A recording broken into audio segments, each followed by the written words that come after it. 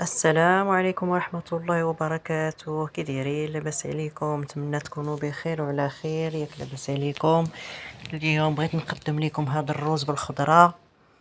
غنقول لكم الطريقه والمقادير في نفس الوقت، وغادي نرافق هذا الروز بهامبورغرات للدراري بحال هكا. دابا في الصيف ما تيبغيوش لينا المرقه، بغينا نديهم للبحر ولا لهذا.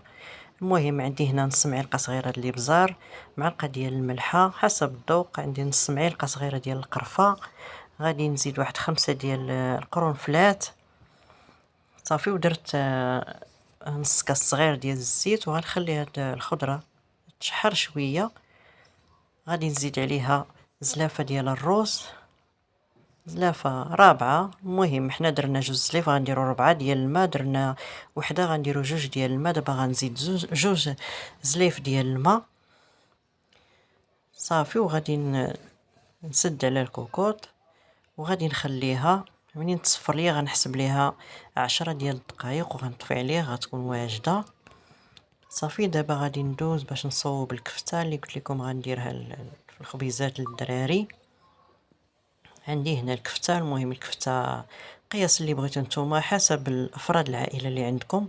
عندي هنا بصله كبيره حكيتها، البصله راه هي اللي كترطب لينا الكفته، كتجي بنينه بزاف.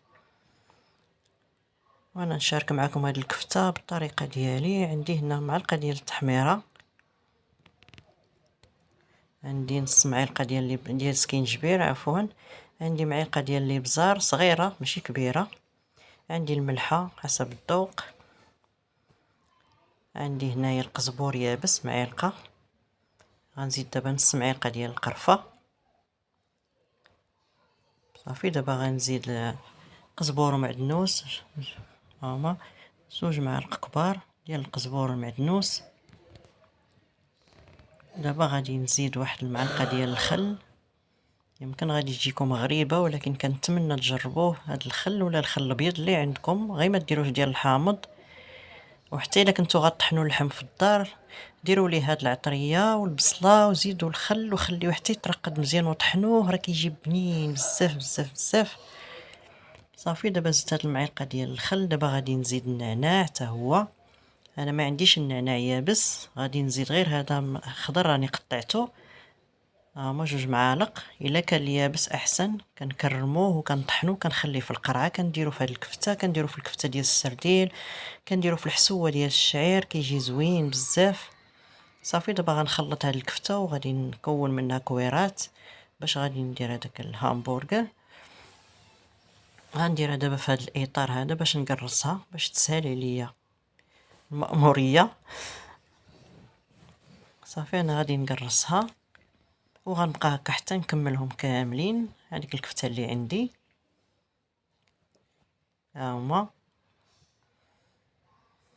دابا غناخذ هاد الطاوه وغادي ندهنها بالزبده، غادي ندهنها وغنستف هذوك الكريسات ديال الكفته، وغنقطع طريفات صغار ديال الزبده وغنلوحهم من فوق هذيك الكفته، وغندخلها للفران.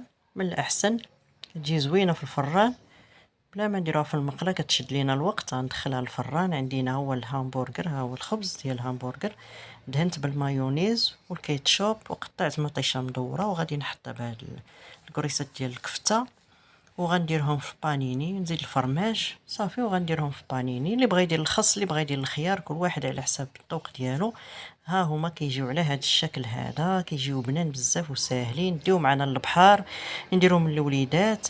انا رافقتهم بهذا الروز، ها هو اللي شفتوه، هذا زعلوك ديال الدنجال راني كنت قدمته معكم، وهذوك الكفيتات اللي شاطوا ليا درتهم هكا في المقله، وكنتمنى تجربوه راه غادي يعجبكم. وما تنساونيش ديروا لي لايك وشاركوا مع احبابكم وبارطاجيو، والسلام عليكم ورحمة الله.